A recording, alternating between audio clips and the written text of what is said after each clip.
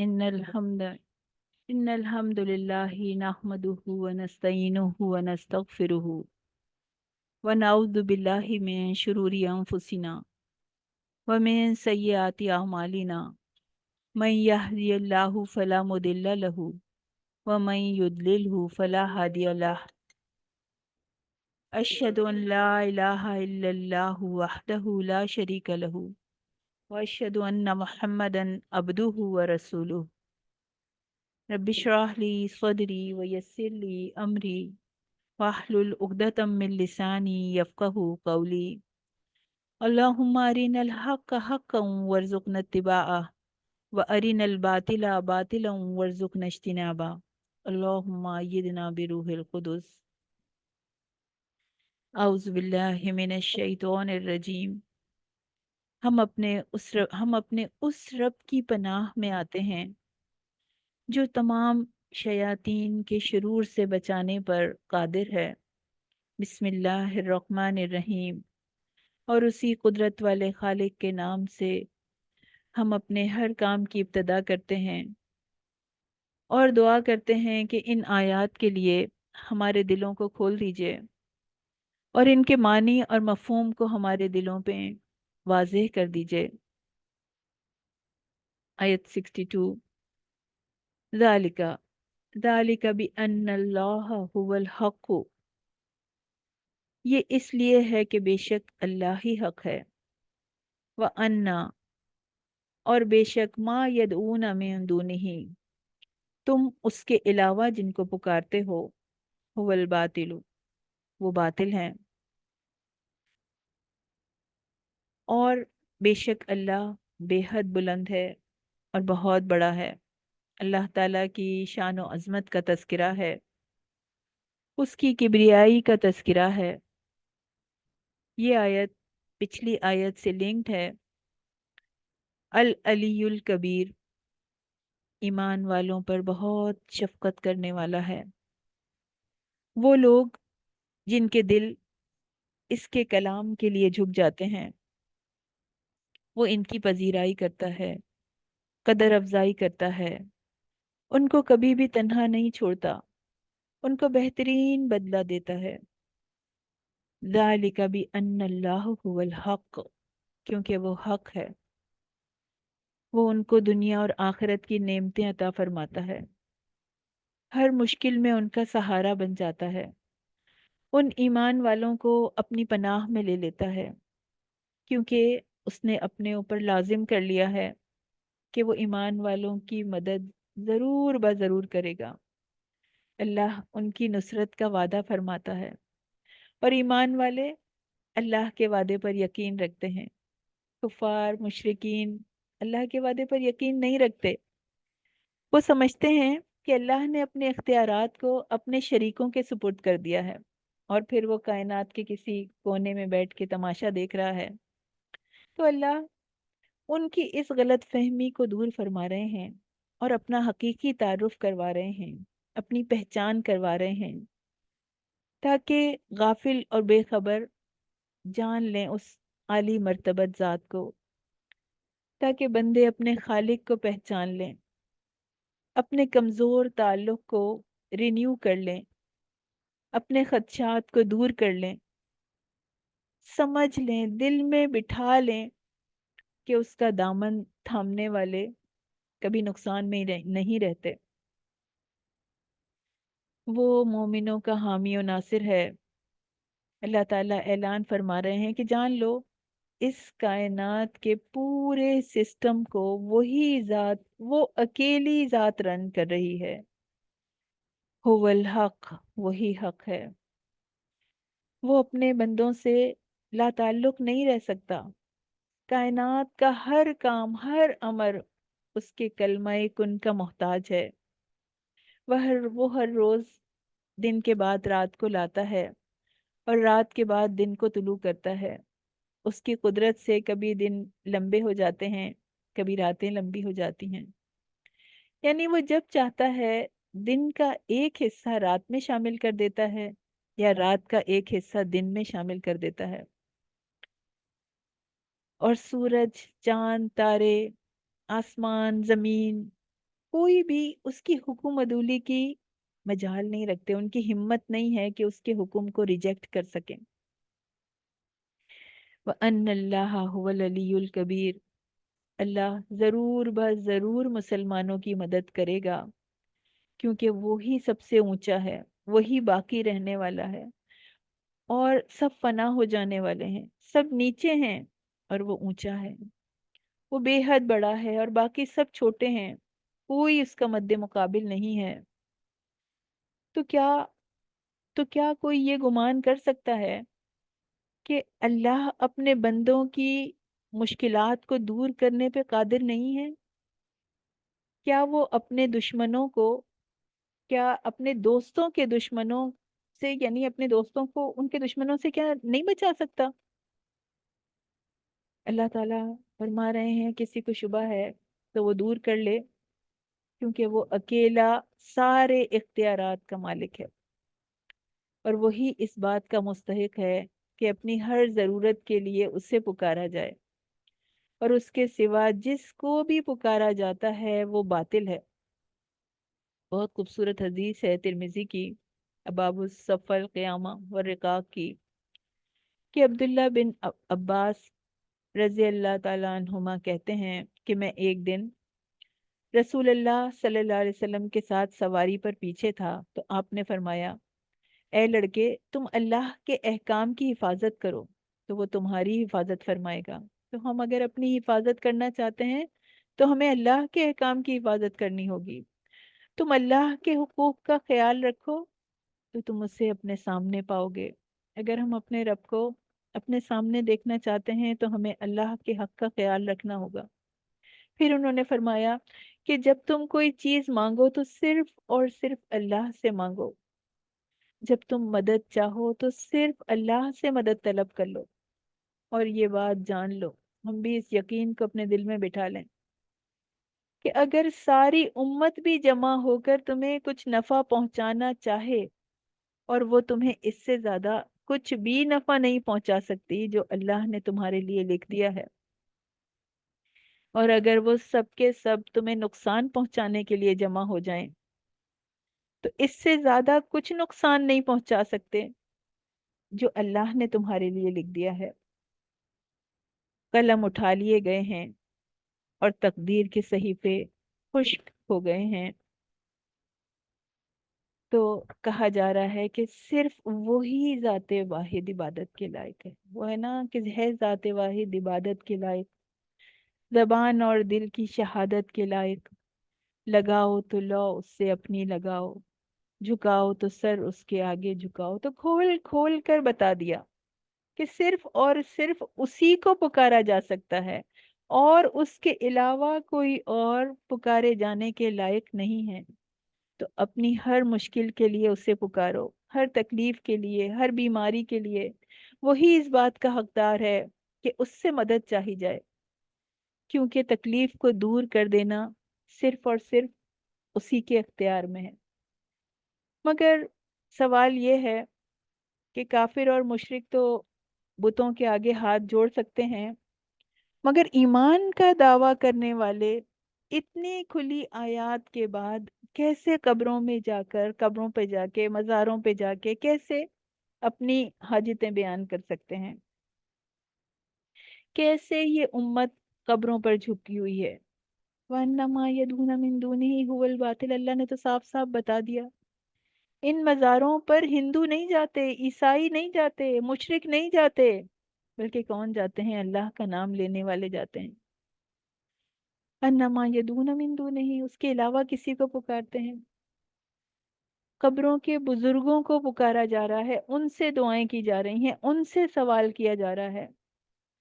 सूरह फातिर में अल्लाह ताला फरमाते हैं, और उससे बढ़कर गुमराह कौन होगा?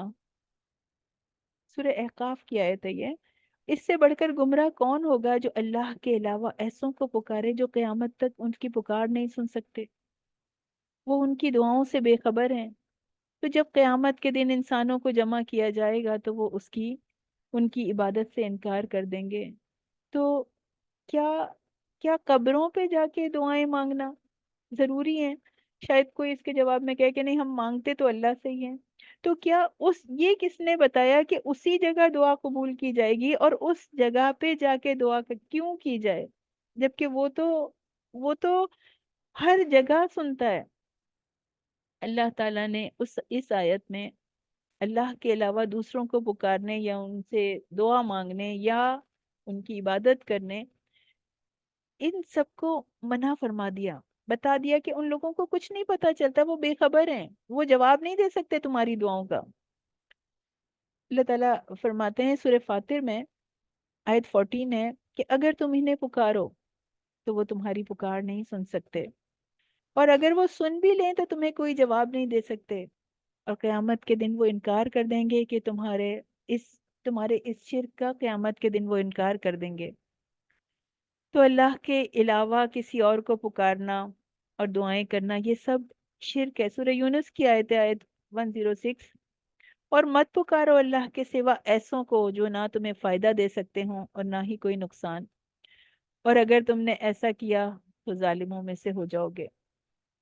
تو سمجھنے کی بات ہے، ہر حاجت پوری کرنے والا اللہ ہے، اولادیں دینے والا اللہ ہے، زندگی کی ضروریات کو پورا کرنے والا اللہ ہے، ہر نفع یا نقصان پہنچانے والا صرف اللہ ہے۔ کوئی یہ نہیں کہہ سکتا کہ بھر دو جھولی میری یا محمد صلی اللہ علیہ وسلم، لوٹ کر میں نہ جاؤں گا خالی۔ یہ شرک ہے، یہ الفاظ ایسا کہنا شرک ہے۔ اللہ کے علاوہ کسی کو نہیں پکارا جا سکتا، کسی نبی کو بھی نہیں، کسی بزرگ کو بھی نہیں، چاہے وہ کتنا ہی اونچا مرتبہ رکھتا ہو۔ یا یہ نہیں کہہ سکتا کہ بری بری امام بری میری کھوٹی قسمت کر دو ہری۔ یہ بالکل کامن جملے ہیں نا جو کہے جاتے ہیں بار بار۔ قسمتیں سنوارنے کی طاقت تو صرف اس کے پاس ہے۔ مومن تو ہر حال میں اللہ پر توکل کرنے والا ہوتا ہے، اس کا یقین ہوتا ہے کہ جو کچھ اللہ نے میرے لیے لکھ دیا وہی ملے گا۔ تو اللہ تعالیٰ فرماتے ہیں سورہ توبہ آیت 51 ہے، کہہ دو کہ نہیں پہنچے گا ہمیں کوئی نقصان مگر جو لکھ دیا اللہ نے ہمارے لیے، اور مومن تو اللہ پر توکل کرتے ہیں۔ اس کائنات میں کوئی بھی ایسا نہیں ہے کہ اللہ تعالیٰ کے لکھے کو رد کر سکے، اور نہ ہی کوئی ایسا ہے کہ اللہ کے لکھے سے بچا سکے، تو کوئی نہیں بچا سکتا۔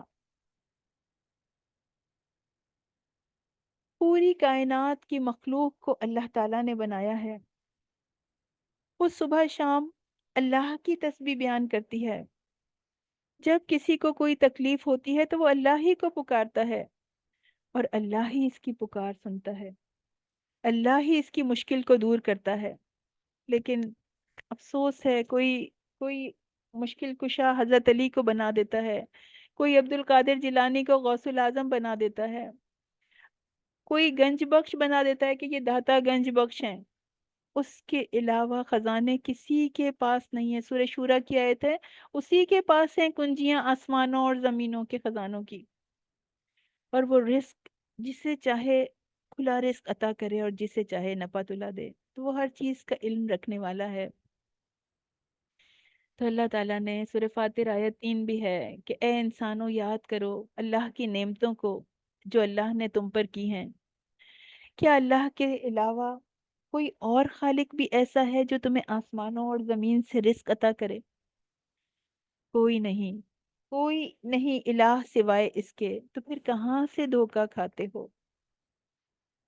اللہ نے اتنی نعمتیں عطا کی ہیں کہ اگر ہم اس کو شمار کرنا چاہیں، گننا چاہیں، کاؤنٹ کرنا چاہیں تو نہیں کاؤنٹ کر سکتے۔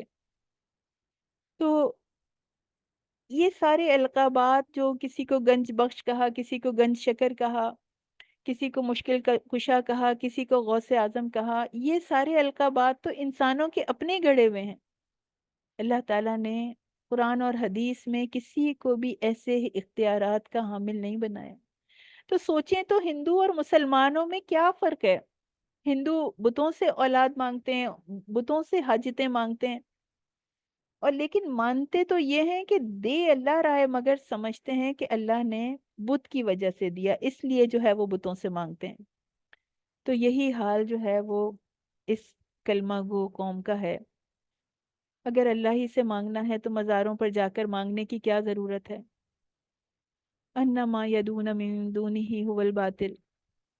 जब तलब पूरी हो जाए तो फिर शुक्रिया भी पीरों का अदा करते हैं, कब्र वालों का अदा करते हैं, मजार वालों का अदा करते हैं, कब्रों पर चादर चढ़ाते हैं। तो बस इंसान एक दफा ये अपने दिल में बिठा ले कि उसके अलावा हर चीज बातिल है, कुछ भी देने पे कादिर नहीं है। चाहे कोई कितना कहे कि मांग लेने में क्या हर्ज है, हो सकता है तुम्हारा काम हो जाए, मांग के देख लो क्या फर्क पड़ता है। लेकिन ये इंसान का इम्तिहान है कि उसको अगर कोई भटका रहा है तो वो बच सकता है भटकने से सिर्फ अपने। अल्लाह ताला इस तरह से ईमान चेक करते हैं। फिर फरमाया, अलम तरा अन्नल्लाह अंज़ला मिनस समाई मान। क्या तूने नहीं देखा कि बेशक अल्लाह ने आसमान से कुछ पानी उतारा। तो फतुस्बिहुल अर्दु मुक़दर्रतन, तो वो जमीन उससे यानी उस पानी से, उस बारिश से वो जमीन सरसब्ज हो जाती है, ग्रीनरी छा जाती है। तो पहले बताया अन्नल्लाह हुवल हक, अल्लाह एक है, उसके सिवा कोई माबूद नहीं है, इससे पिछली आयत में हमें बता दिया। फिर अल्लाह ने अपनी मार्फत की निशानियां हमारे ऊपर खोल रहे हैं, हमारे इर्द गिर्द अल्लाह ने फैला दी हैं। और अल्लाह ताला खुद उनकी तरफ तवज्जो दिला रहे हैं कि कोई थोड़ा सा गौर व फिक्र करे तो कायनात का जर्रा जर्रा उसे अल्लाह की किबरियाई का, अल्लाह की बड़ाई का ऐलान करता नजर आएगा। और ये निशानियां इतनी ज्यादा हैं कि इनमें से कुछ पर भी गौर कर लें तो इंसान डायरेक्ट जाते बारी ताला के दामन में पहुंच जाएगा। बारिश कुदरत इलाही की अजीम निशानी है। आसमान से पानी का उतरना, जमीन पर उसके इम्पैक्ट्स, उसके असरात हैरान कुन है। मुर्दा जमीन जिंदा हो जाती है, ग्रीनरी ऐसे बढ़ जाती है, पौधे सरसब्ज हो जाते हैं। बारिश से इंसानों को हासिल होने वाले फायदों का कुरान पाक में जगह जगह तज़किरा आया है। अल्लाह ने क्यों ये तज़किरा बार बार किया? ताकि इंसान अपने रब की शान के आगे, उसकी अजमत के आगे सर झुका दे, उसकी अताअत करे और अपने रब का शुक्रगुजार बन जाए। तो अल्लाह ताला दावत दे रहे हैं, अलम तरा अन्नल्लाह, क्या तुमने नहीं देखा कि बेशक अल्लाह ने अंज़ला मिनस समाई मान, कि उसने यानी उसने आसमान से पानी उतारा। क्या तुम गौर नहीं करते? जिंदगी की मसरूफियात से वक्त निकाल कर जरा अल्लाह की कुदरत के इस नज़ारे पर जरा तवज्जो तो दो। जब भी बारिश हो तो सिर्फ सिर्फ इसलिए थोड़ा सा टाइम निकाल कर उसको देखें, क्योंकि अल्लाह ताला चाहते हैं कि हम वो नज़ारा देखें, हम आसमान से बरसते कतरों को देखें, क्योंकि अल्लाह ने उस पानी को उतारा है। इतना खूबसूरत मंजर होता है, रूह को तस्कीन पहुंचाने वाला मंजर होता है। सोचिए अगर अल्लाह ताला आसमान से पानी उतारना ही चाहते तो वो ऐसे भी उतार सकते थे, जैसे नहरों और नालों की तरह, अगर वो ऊपर से गिरता। लेकिन ऐसा होता तो बहुत नुकसान पहुंचता। कैसा प्यारा मंजर होता है, हद निगाह तक छोटे छोटे कतरे गिरते नजर आते हैं। पौधे, पत्ते, पेड़, बिल्डिंग्स, हर चीज, हर चीज धुल कर निखर जाती है। पूरा का पूरा खित्ता हरा भरा खूबसूरत नजर आने लगता है। और बारिश के ये कतरे ऐसे ही जमीन पर नहीं आते, इनके पीछे अल्लाह का बनाया हुआ पूरा बहुत बड़ा सिस्टम काम कर रहा है। समंदरों दरियाओं से वेपर्स बनते हैं, बड़े पैमाने पर एवेपोरेशन होती है, में हवाएं भी इन्वॉल्व होती हैं, वेपर्स के साथ ऊपर उठती हैं, बादल बनते हैं, और अल्लाह ताला जहां चाहता है बारिश बरसाता है। तो बहुत बड़े लेवल का अल्लाह ताला ने एक ऑटोमेटिक सेटअप डिजाइन कर दिया, जो कि उसमें कोई खामी नहीं है, कोई फ्लॉ नहीं है, और हजारों साल से इसी तरह काम कर रहा है। नौ इंसानी के लिए जिंदगी यानी जिंदा रहने के लिए पानी बहुत जरूरी है ना, तो अल्लाह ने اس طرح پانی اتارا کہ نو انسانی کے لیے پانی کا انتظام کر دیا۔ آسمان سے پانی کی خوبصورت فوار کا ہونا کیا رب العلا کی عظمت کی دلیل نہیں ہے؟ کیا یہ ہمیں نہیں بتا رہی کہ اس کائنات میں ایک عظیم قدرت والی ہستی ایسی ہے جس نے اتنا خوبصورت نظام بنایا ہے، کائنات کی ہر شے کو ایک مقررہ کام دے دیا، ہر چیز کو اپنی ڈیوٹی دے دی، نہ ہوائیں اس کی بات رد کر سکتی ہیں، نہ بادل اس کے حکم سے سرتابی کر سکتے ہیں، نہ ہی بارشیں اس کی حکم عدولی کر سکتی ہیں۔ اور انسان کتنی آسانی سے اس ذات باری تعالیٰ کے حکم سے نظریں چرا لیتا ہے۔ اور ہم میں سے جس کو بھی اللہ تعالیٰ نے سعودی عرب کی مقدس سرزمین پر جانے کا موقع دیا تو ان سب نے دیکھا کہ اللہ نے وہاں کی بنجر چٹیل بے آب و گیا سرزمین کو بارش سے ہرا بھرا کر دیا۔ اللہ تعالیٰ اپنی اس آیت میں بھی یہی کہتے ہیں نا کہ جب وہ اس پانی کو اتارتا ہے تو زمین کو سبز کر دیتا ہے، تو اللہ تعالیٰ نے ایسی چٹیل زمین کو بھی سرسبز کر کے دکھا دیا، جس کے بارے میں حال ہی نے کہا تھا نا کہ نہ سبزہ تھا صحرا میں پیدا نہ پانی، فقط آب باراں پہ تھی زندگانی۔ تو معجزانہ طور پر اللہ تعالیٰ نے اسی آب باراں سے اس چٹیل میدان کو گرین کر دیا۔ سبحان اللہ، اس کی قدرت ہے۔ تو ہم نے دیکھا، ہم نے اللہ کی قدرت کا نظارہ دیکھا، بارش کی بات ہوئی، بادلوں کی بات ہوئی۔ سورہ نور کی آیت 43 ہے، اللہ تعالیٰ نے اس سارے سسٹم کو، جو بارش کا جو سارا سسٹم ہے، اس کو ایک آیت میں بیان کر دیا۔ اللہ تعالیٰ فرماتے ہیں، کیا تم نے نہیں دیکھا کہ اللہ ہی بادلوں کو چلاتا ہے اور ان کو آپس میں ملا دیتا ہے، پھر ان کو تہ بتہ کر دیتا ہے، پھر تم دیکھتے ہو کہ بادل میں سے می نکل کے برس رہا ہے، بارش برس رہی ہے، اور آسمان میں جو پہاڑ ہیں، غور کیجئے، کہا جا رہا ہے آسمان میں جو پہاڑ ہیں۔ یہاں پہ جو ترجمہ لکھا ہوا ہے اولوں کے پہاڑ، یہ درست نہیں ہے، صرف جو عربک میننگ ہے، عربک کی جو ٹرانسلیشن ہے وہ یہ ہے کہ جو آسمان میں پہاڑ ہیں، ان سے اللہ تعالیٰ اولے نازل کرتا ہے، تو جس پر چاہتا ہے اس کو برسا دیتا ہے اور جس سے چاہتا ہے ہٹا دیتا ہے۔ اور بادل میں جو بجلی ہوتی ہے اس کی چمک آنکھوں کو خیرہ کر کے، یعنی خیرہ کیے دیتی ہے، ایسی چمک جو کہ ایسا لگتا ہے کہ کہیں ایسا نہ ہو کہ بینائی کو اچک کے لے جائے۔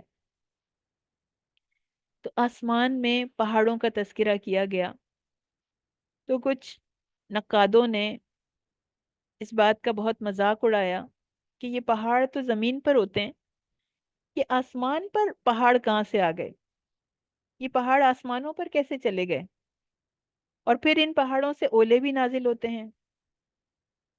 قرآن میں یہ نہیں لکھا کہ یہ اولوں کے پہاڑ ہیں جن سے اولے نازل ہوتے ہیں، بلکہ لکھا ہے آسمان میں پہاڑ ہیں جن سے اولے نازل ہوتے ہیں۔ یہ کون سے پہاڑوں کا تذکرہ ہے، یہ کیسے پہاڑ ہیں؟ تذکرہ نکلا ہے تو ایک تحقیق نظر سے گزری تو میں نے کہا کہ آپ سے شیئر کر لوں کہ اس سے پہلے ہم یہ دیکھتے ہیں کہ اولے جو ہیں وہ کیسے برستے ہیں۔ جن بادلوں سے طوفان آنے کا خدشہ ہوتا ہے ان کو سائنسی اصطلاح میں ایک خاص ٹرم دی جاتی ہے، ان کو کہا جاتا ہے کیومیولونیمبس کلاؤڈز۔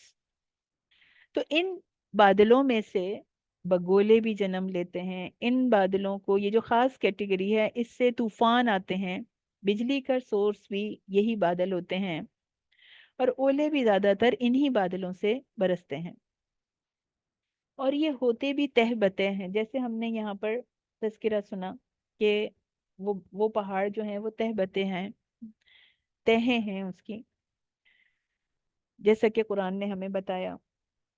تو سائنس بھی یہی بتاتی ہے کہ ایک بادل جو ہے وہ دوسرے سے ملتا ہے اور تیسرے سے ملتا ہے، اور یہ اس طرح ملتے ہیں کہ یہ لیئرز بناتے جاتے ہیں، تہیں بناتے جاتے ہیں۔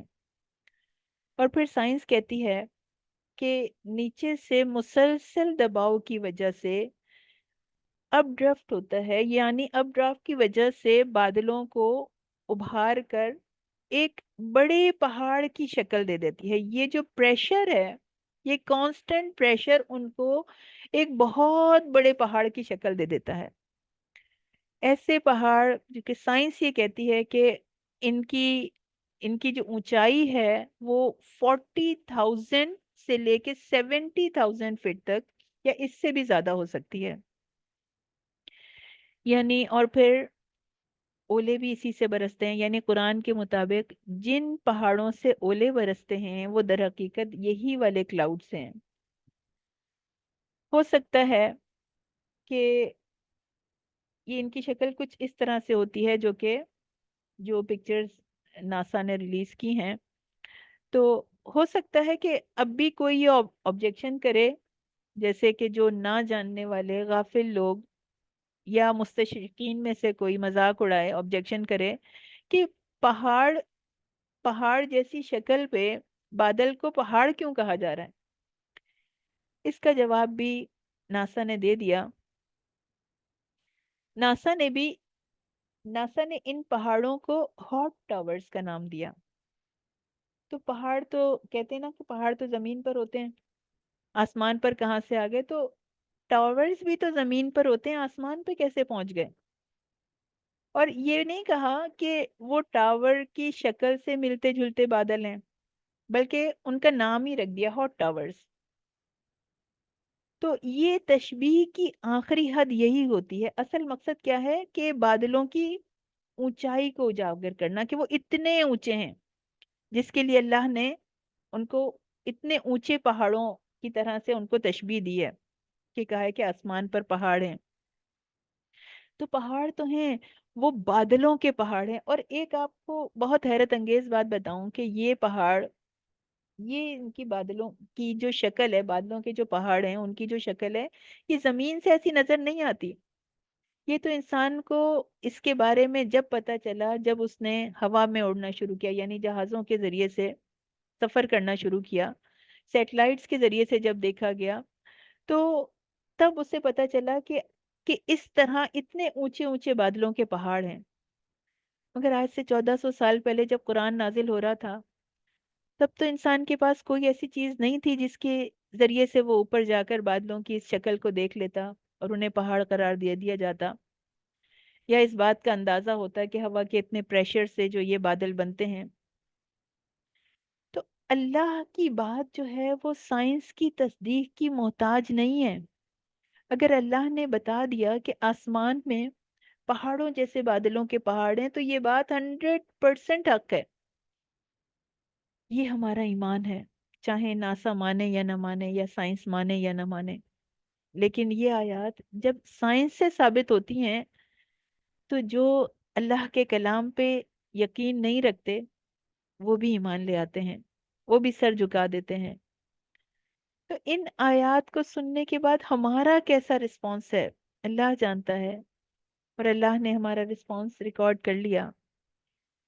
آیت 64، لہو ما فی السماوات و ما فی الارض، اور اسی کا ہے، اسی کے لیے ہے جو کچھ بھی آسمانوں میں ہے اور جو زمین میں ہے۔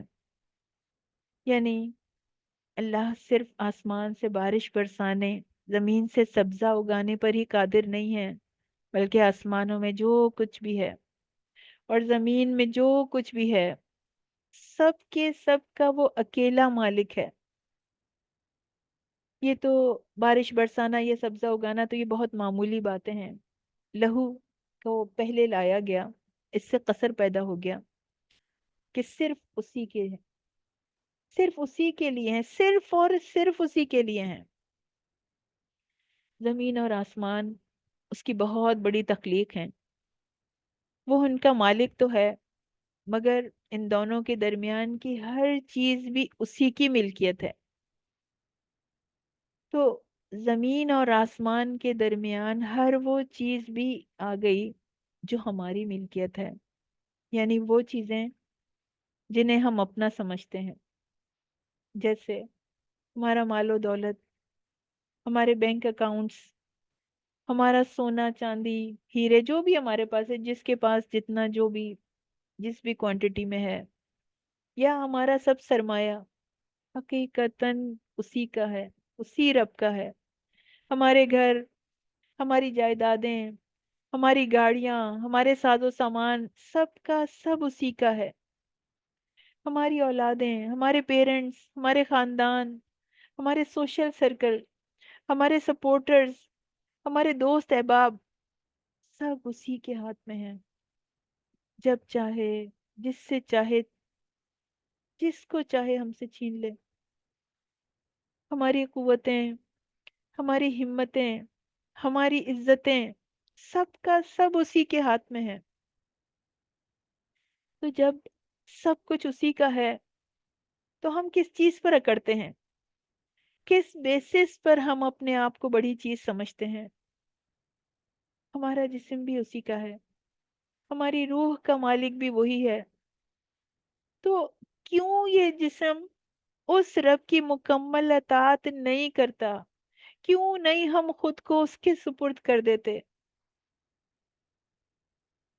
آپ کا پریکٹیکل ہوم ورک یہ ہے کہ اپنی 10 ایسی چیزوں کے یا 10 ایسے رشتوں کے نام لکھیں جن کو اس وقت ہم اپنا سمجھتے ہیں، اور پھر ان آیات کو دہرائیں کہ زمین اور آسمان کی ہر چیز صرف اسی کے لیے ہے، اس کے درمیان جو کچھ ہے صرف اسی کا ہے۔ تو اپنے آپ کو یقین دلائیں کہ میری ہر چیز کا مالک بھی وہی ہے، اور کچھ وقت کے بعد مجھے اپنی اپنی چیزوں میں سے، یعنی وہ چیزیں جنہیں میں اپنا سمجھتی ہوں، ان چیزوں سے مجھے دستبردار ہونا ہے۔ تو جب ہر چیز کا مالک وہی ہے تو اطاعت کسی اور کی کیسے ہو سکتی ہے؟ عبادت کسی اور کی کیسے ہو سکتی ہے؟ ڈر کسی اور کا کیسے ہو سکتا ہے؟ کہ سب سے زیادہ ڈر صرف اور صرف اس کا ہونا چاہیے، سب سے زیادہ محبت صرف اور صرف اس کی ہونی چاہیے۔ اور دنیا میں انسان جن چیزوں کا مالک ہوتا ہے تو ان کا محتاج بھی ہوتا ہے، کیونکہ وہ اس کی ضرورت ہوتی ہیں۔ لیکن آسمانوں اور زمین کی ہر چیز کے مالک ہونے کے ذکر کرنے کے ساتھ ساتھ اللہ نے فرمایا ہے وَإِنَّ اللَّهَ لَهُوَ الْغَنِيُّ الْحَمِيدُ، کہ وہ آسمانوں اور زمین اور اس کے درمیان کسی چیز کا محتاج نہیں ہے، بلکہ سب سے بے پرواہ ہے، سب سے بے نیاز ہے، سب سے غنی ہے۔ اسے کوئی پرواہ نہیں، کوئی اس کی حمد کرے یا نہ کرے، کوئی اسے سجدہ کرے یا نہ کرے، کوئی اس کی اطاعت کرے یا نہ کرے، اس سے کوئی فرق نہیں پڑتا، کیونکہ وہ غنی حمید ہے۔ پھر فرماتا ہے الم ترا، کیا تو نے نہیں دیکھا ان اللہ سخر لکم ما فی الارض، کہ اللہ نے تمہاری خاطر مسخر کر دیا جو کچھ زمین پہ ہے۔ تو اللہ نے زمین کو مسخر کر دیا، اس کی چیزوں کو انسان کے لیے مسخر کر دیا۔ اللہ کی ہر مخلوق اس کے احکام کی پابند ہے۔ زمین کے اندر اور زمین کے اوپر جو کچھ بھی ہے اس کی باغ ڈور اللہ کے ہاتھ میں ہے۔ اور اللہ کا انسان پر احسان ہے کہ اللہ نے زمین کی چیزوں کو انسان کے لیے مسخر کر دیا۔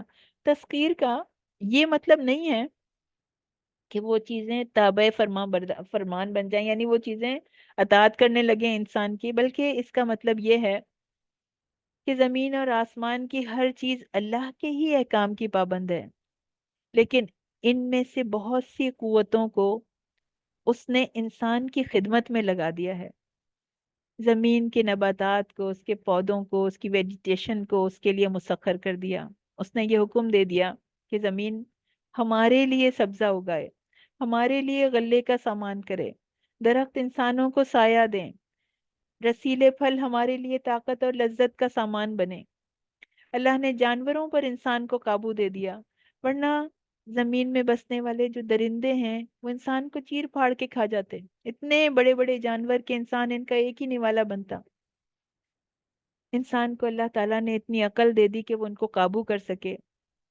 وہ زمین کی ہر بڑی سے بڑی اور چھوٹی سے چھوٹی چیز کو اپنے کام میں لا رہا ہے، لیکن جب وہ ان نعمتوں سے فائدہ اٹھائے تو اسے یہ بات کبھی نہیں بھولنی چاہیے کہ ان کا حقیقی مالک اللہ ہے، اور یہ قوتیں اس کے قبضے میں جب تک ہیں جب تک کہ وہ چاہے۔ اللہ جب چاہے ان کی لگامیں کھینچ لے۔ پھر فرمایا اور ان کشتیوں کو بھی، یعنی ان کشتیوں کو بھی مسخر کر دیا جو سمندر میں اس کے حکم سے چلتی ہیں۔ تو اللہ نے چیزوں کو فزیکل لاز کا پابند بنا دیا، اور انسان ان قوانین کو ڈسکور کر کے ان سے فائدے اٹھا رہا ہے۔ اللہ نے اس کو سمندر اور دریاؤں کو عبور کرنا سکھا دیا، اس کو سمندری سفر کے قابل بنا دیا، ورنہ سمندر تو زمین کے 3/4 حصے پہ پھیلا ہوا ہے۔ اگر انسان ان کو کراس نہیں کر پاتا تو وہ بہت مشکل میں پڑ جاتا۔ تو اللہ نے خاص طور پہ کشتی کا تذکرہ فرمایا کہ کشتی کس طرح انسان کی خدمت کے لیے سمندر میں تیرتی ہے۔ تو اگر اس پہ سامان لاد دیا جائے، جو بڑے بڑے شپس ہیں کتنا سامان لے کے چلتے ہیں، وہ وہ انسان کا بوجھ اٹھانے سے انکار نہیں کرتے، لیکن اگر اللہ تعالی کشتی کو روک دے تو ٹائٹینک جیسا جہاز بھی چشم زدن میں تباہ و برباد ہو جاتا ہے۔ سمندر کے بیچ میں کوئی نشان راہ نہیں ہوتا۔ ڈائریکشن معلوم کرنے کے لیے اللہ تعالیٰ نے انسان کو سمندر کے بیچ میں بھی علم دے دیا، اس کو نیویگیشن کا علم دے دیا۔ اور دریا اور سمندر کی طوفانی موجیں انسان جیسی کمزور مخلوق کو اپنا لقمہ بنا سکتی ہیں، تو وہ ایسے مٹ سکتا ہے کہ اس کا نام و نشان بھی نہ رہے، لیکن اللہ تعالیٰ نے سمندر کو فزیکل لاز کا پابند بنا کر اس کو انسان کے قبضے میں دے دیا۔ اسی طرح اللہ نے ہم پر آسمان کی چھت تان دی، ایک ایسی عجیب چھت ہے جو اللہ کے حکم سے بغیر ستونوں کے ہے۔ اگر کبھی اللہ نہ کرے اس آسمان کا کوئی حصہ زمین پر گر پڑے تو زمین کی ہر چیز تباہ ہو جائے۔ کتنے ہی شہاب ثاقب زمین کی طرف آتے ہیں جن میں سے بعض کا وزن تو ٹنوں میں ہوتا ہے، لیکن وہ زمین تک پہنچ نہیں پاتے بلکہ راستے میں ختم ہو جاتے ہیں۔ تو اللہ تعالیٰ نے اپنی قدرت سے اہل زمین کی حفاظت کے لیے ایک ایسا پردہ تان دیا ہے کہ جس سے آگے کوئی چیز گزر نہیں سکتی۔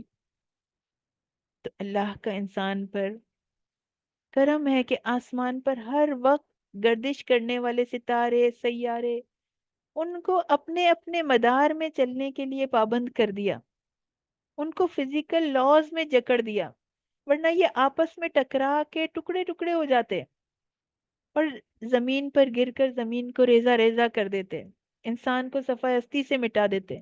لیکن یہ سب کے سب اللہ کے حکم میں جکڑے ہوئے ہیں، اور پھر جب اللہ چاہے گا تو یہ سارے آپس میں ٹکرا جائیں گے، قیامت برپا ہو جائے گی۔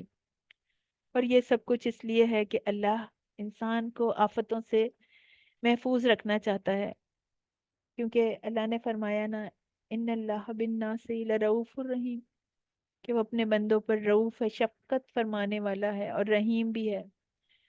تو جس پروردگار کی اس قدر عنایات ہوں، اتنے احسان ہوں، تب بھی انسان اس کی نافرمانی کرے، کس قدر ناشکری ہے۔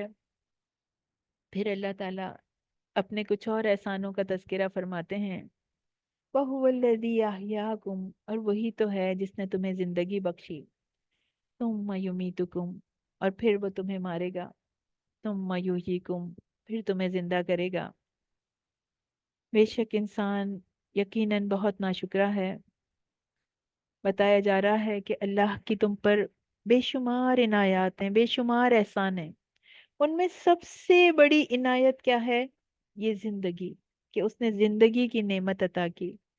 اگر زمین پر بے شمار نعمتیں ہوتی لیکن ان سے فائدہ اٹھانے والا کوئی نہ ہوتا تو اس سے تمہیں کیا فائدہ ہوتا؟ تم کو تو کوئی فائدہ نہیں پہنچتا۔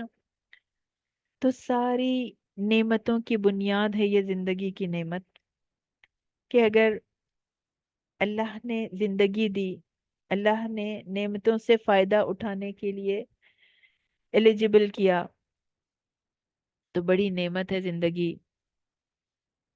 तो अल्लाह ने बख्शी है कि तुम इन नेमतों से फायदा उठा लो, अल्लाह का शुक्र बजा लाओ।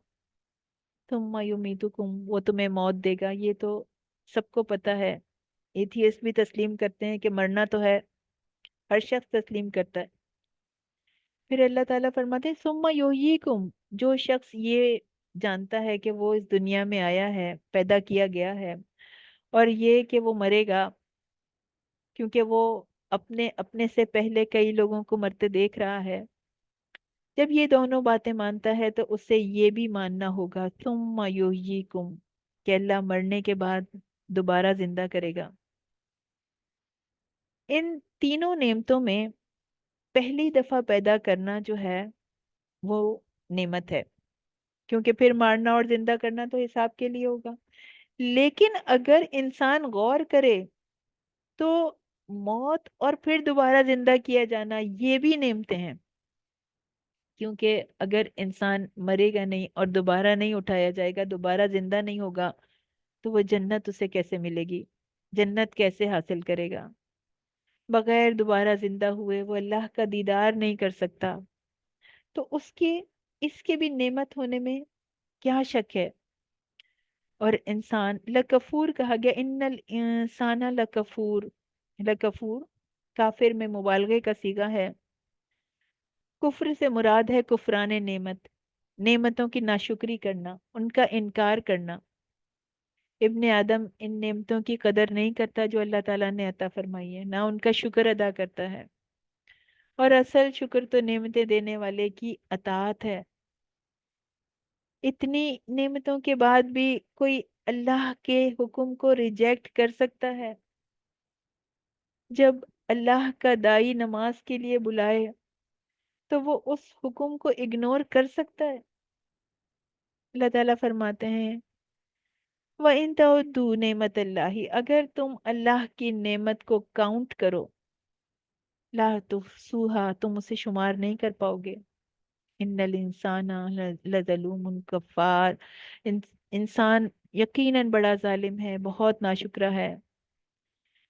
अल्लाह ताला हमें नाशुक्री से बचा ले, हमें जुल्म से बचा ले, हमें कुफ्र से बचा ले, हमें नेमतों की कदर करने वाला बना दे। आयत 67, लिकुल्ली उम्मतिन जालना मुनसकन, हर उम्मत के लिए हमने इबादत का एक तरीका मुकर्रर किया है जिसके मुताबिक वो इबादत करने वाली है। सो वो तुझसे इस मामले में हरगिज झगड़ा ना करें, और तू अपने रब की तरफ दावत दे, बेशक यकीनन तू सीधे रास्ते पर है। मुनसकन नसक यंसिकु मस्दर मीमी है। इबादत, इबादत का तरीका, कुर्बानी का तरीका भी इसका मतलब होता है। ये आयत उस दौर में नाजिल हुई जब यहूद व नसारा खुल्लम खुल्ला कुरैश का साथ दे रहे थे। तो उनकी तरफ इशारा करते हुए फरमाया कि हमने हर उम्मत के लिए एक जाब्ता ठहराया है, ताकि वो उस जाब्ते के मुताबिक अल्लाह की इबादत करें, और जब अल्लाह उसमें कोई तब्दीली कर दे तो वो उस तब्दीली को भी दिलो जान से कबूल कर लें, ताकि अल्लाह के खालिस किए हुए बंदे पहचान लिए जाएं। और जो लोग असबियत को छोड़ना नहीं चाहते, जाहिलियत के रास्ते को छोड़ना नहीं चाहते, तो अल्लाह के नबी से कहा जा रहा है और उनके जरिए से तमाम उम्मत को कि अब इनके पीछे आप अपना वक्त जाया ना करें, अपनी एनर्जी जाया ना करें। और अल्लाह ताला नबी करीम सल्लल्लाहु अलैहि वसल्लम से कह रहे हैं इस मामले में वो हरगिज झगड़ा ना करें, यानी वो लोग आपसे इस मामले में झगड़ा ना करें और आप भी उन्हें झगड़े का मौका ना दें। सूरे बकरा में जहाँ पे किबले की बहस आती है, वहां पे आयत 148 है, उसमें अल्लाह ने फरमाया वली कुल्ली विजहतुन हुवा मुवल्लीहा फस्तबिकुल खैरात, हर एक के लिए एक सिमत है जिस पे वो चलना चाहता है, जहाँ वो सजदा करना चाहता है। अगर वो हमारे काबे को काबा नहीं मानते, वो किसी और रुख पे सजदा करना चाहते हैं तो करने दो। وہ اسی طرف رخ کرے گا. فاستبقوا الخیرات، اور تم بھلائیوں میں سبقت لے جانے کی کوشش کرو. اپنی وہ انرجی جو تم نے نیکیوں میں خرچ کرنی ہے ان کے اوپر خرچ کر کے ضائع مت کرو. سورہ مائدہ کی آیت 48 ہے کہ ہم نے تم میں سے ہر ایک کے لیے ایک ضابطہ مقرر کیا، ایک طریقہ ٹھہرایا. اگر اللہ چاہتا تو تم کو ایک ہی امت بنا دیتا، لیکن اس نے چاہا کہ اس سے تمہاری آزمائش کرے. جو اس نے تم کو بخشی ہے تو بھلائیوں کے لیے ایک دوسرے پر سبقت لے جانے کی کوشش کرو. اور حکم دیا جا رہا ہے وَدُعُ إِلَىٰ رَبِّكَ، تو پکارو اپنے رب کی طرف. انک لعلی ہدی مستقیم، تم اپنے رب کی طرف سے سیدھی راہ پر ہو. تو تم اپنے رب کی طرف بلاؤ، اس کی طرف دعوت دو، اور اگر وہ نہیں آتے تو ان کو ان کے حال پر چھوڑ دو. تو جو سیدھی راہ پر ہے اس کو اس سے کیا نقصان پہنچ سکتا ہے کہ دوسرے غلط راہ پر جا رہے ہیں؟ بس وہ کوشش کر سکتا ہے بچانے کی.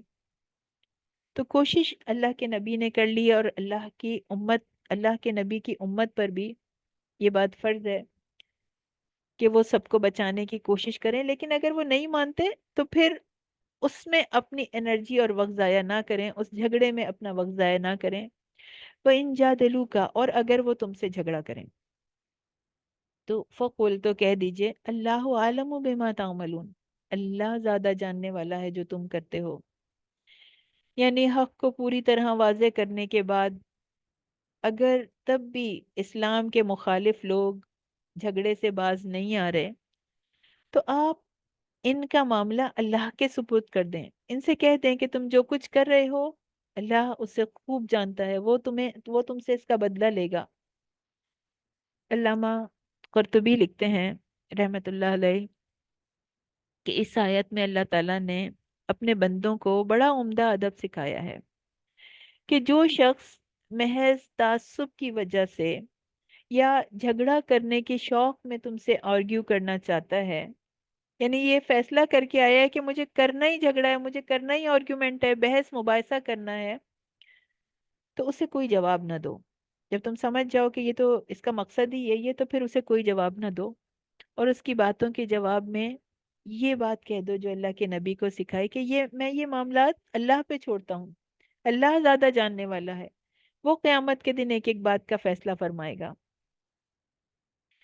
اللہ یحکم بینکم، اللہ قیامت کے دن تمہارے درمیان اس کے بارے میں فیصلہ کرے گا. فیما کنتم فیہ تختلفون، جس میں تم اختلاف کیا کرتے تھے. دین کی جن باتوں میں تم اختلاف کیا کرتے ہو ان کا فیصلہ اللہ تعالیٰ قیامت کے دن کرے گا. آج دین کے معاملات میں اتنے ڈسکشنز ہیں، اتنے ٹاک شوز ہیں، اتنے مباحث ہیں، ہر شخص اپنے آپ کو صحیح ثابت کرنے میں لگا ہوا ہے اور دوسروں کو غلط ثابت کرنے میں لگا ہوا ہے. اتنے مسالک ہیں، اتنے فرقے ہیں. اللہ کے سامنے اپنے سارے پرسپشن کو، اپنے سارے نظریات کو جسٹیفائی کرنا پڑے گا. اللہ کے سامنے کھڑا ہونا ہے، جواب دینا ہے اللہ کو. قرآن و سنت کے راستے سے جو بھی ہٹا، جس بھی مقصد کے لیے، اپنی خواہشات کے لیے، اپنے مفادات کے لیے، جس نے بھی قرآن کی آیات کو نیگلیکٹ کیا، جس نے صحیح احادیث کو نیگلیکٹ کیا، جس نے کسی جماعت میں رہنے کی وجہ سے، کسی جماعت کی عصبیت کی وجہ سے اللہ کی بات کو رد کر دیا، قیامت کے دن وہ اللہ کو جواب دے گا. رہتی دنیا تک کے لیے ایک کتاب تھما دی گئی کہ اس کو مضبوطی سے تھام لو. دنیا میں قیامت تک صرف اور صرف ایک کتاب کا اتباع کیا جائے گا. کیوں؟ باقی کتابیں بھی تو آسمانی ہیں، زبور بھی تو آسمانی ہے، انجیل بھی تو آسمانی کتاب ہے اور ہم یہ مانتے ہیں. تورات بھی تو آسمانی کتاب ہے، تو اس کا اتباع کیوں نہیں کیا جائے گا؟ کیونکہ ان میں تحریف ہو چکی ہے اور لیٹسٹ ورژن کو فالو کیا جائے گا. قرآن کو امام بنایا جائے گا، اس کے پیچھے پیچھے چلا جائے گا. یہ اللہ نے سب کے لیے لازم فرما دیا۔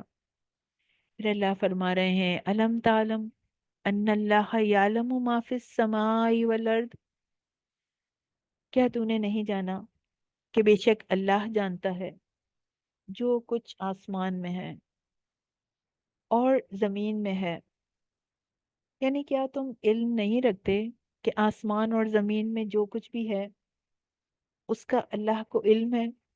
کوئی بھی چیز اس سے چھپی ہوئی نہیں ہے۔ خطاب پیغمبر سے ہے لیکن عتاب ظالمین سے ہے۔ لفظ لفظ میں ناراضگی ہے، غصہ ہے، برہمی ہے، رخ مخالفین کی طرف ہے۔ انہیں سنایا جا رہا ہے کہ کیا یہ نہیں جانتے کہ آسمان اور زمین میں جو کچھ بھی ہے اللہ ان سے پوری طرح باخبر ہے۔ اپنے اطاعت گزار فرما بردار بندوں کی چھوٹی سے چھوٹی نیکی بھی اللہ کی نظر سے اوجھل نہیں ہے۔ ان کی نیتیں اللہ جانتا ہے، ان کی تکلیفیں اللہ جانتا ہے، ان کے درد اللہ جانتا ہے، ان کے آنسو اللہ جانتا ہے، ان کی قربانیاں اللہ جانتا ہے، ان کا اخلاص اللہ جانتا ہے۔ ان کی کوئی کوشش اللہ سے مخفی نہیں ہے۔ دنیا کے ہر کونے کی خبر رکھتا ہے۔ مصر کے، شام کے، کشمیر، فلسطین، دنیا کے کسی حصے میں بھی جہاں مسلمانوں پہ ظلم کیا جا رہا ہے، اللہ ان کو جانتا ہے، ظالموں کو بھی اور ظلم کو بھی، کافروں کے ظلم کی، منکروں کے سازشوں کو جانتا ہے، نافرمانوں کی شرارتوں کو جانتا ہے، ہر فساد کو جانتا ہے، کچھ بھی اس سے چھپا ہوا نہیں ہے۔ تو وہ جب علم رکھتا ہے تو نپٹے گا بھی ان سے وہی۔ ہر ایک کو اپنے کیے کا بار اٹھانا ہے۔ ان ذالک فی کتاب، اس میں غضب کی لہر اور زیادہ بڑھ گئی۔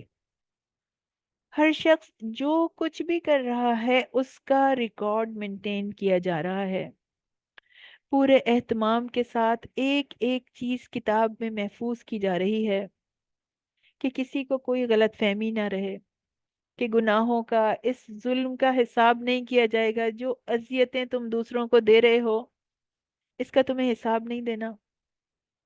تو اللہ نے ہر عمل کو، ہر سازش کو، ہر ہر ایک ایک چیز کو، لمحہ لمحہ کرنے والا کام کو اللہ نے ایک ایسی کتاب میں محفوظ کر دیا جسے قیامت کے دن ہاتھ میں دیا جائے گا اور کہا جائے گا پڑھو، دیکھو۔ اس کتاب کا ایک ایک لفظ گواہی دے گا اور اس شخص کے خلاف دے گا۔ جو جو اس نے کیا تھا وہ اس کے گلے کا پھندا بن جائے گا۔ جو باتیں دنیا میں مذاق لگتی تھیں وہ مجسم شکل میں سامنے لے آئی جائیں گی۔ اللہ کہہ رہا ہے کہ تمہاری زندگی کا ایک ایک لمحہ اس باریکی سے محفوظ ہوگا۔ انسان چیخ اٹھے گا مالی حاضل کتابی لا یغادر صغیرۃ ولا کبیرۃ الا احصاها، یہ کیسی کتاب ہے، اس نے تو کوئی بات نہیں چھوڑی، نہ چھوٹی بات نہ بڑی بات، یہ تو ہر چیز کو شمار کر کے رکھا ہے۔ تو جب دنیا میں چھوٹی سی سم میں ملینز آف ملینز ریکارڈ رکھے جاتے ہیں، جب یہاں کی حقیر اور کم علم مخلوق کے ہم امپریشن پہ پورا ڈیٹا سامنے آ جاتا ہے، تو اس عظیم و شان رب کے لیے کیا مشکل ہے؟ اس علم رکھنے والے خالق کے لیے اس ریکارڈ کو مینٹین کرنا، اس کو محفوظ کرنا کیا مشکل ہے؟ ان ذالک علی اللہ یسیر، وہ العلیم ہے، الخبیر ہے۔ اس نے ایک ایک سیکنڈ کا ڈیٹا اپڈیٹ کیا ہوا ہے۔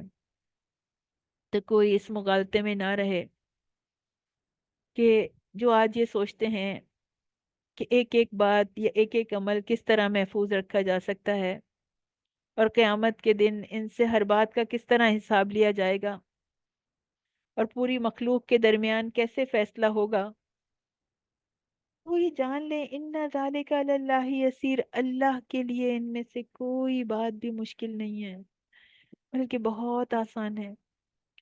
اس کی بے پناہ قوتوں کا انسان کو اگر تھوڑا سا بھی ادراک ہوتا تو انسان گناہوں سے دور رہتے، ظلم سے دور رہتے۔ بتا دیا یہ تمہارے لیے، تمہیں لگتا ہے کہ یہ ایک مشکل کام ہے، بلکہ تمہارے لیے ناممکن کام ہے، مگر اللہ کے لیے یہ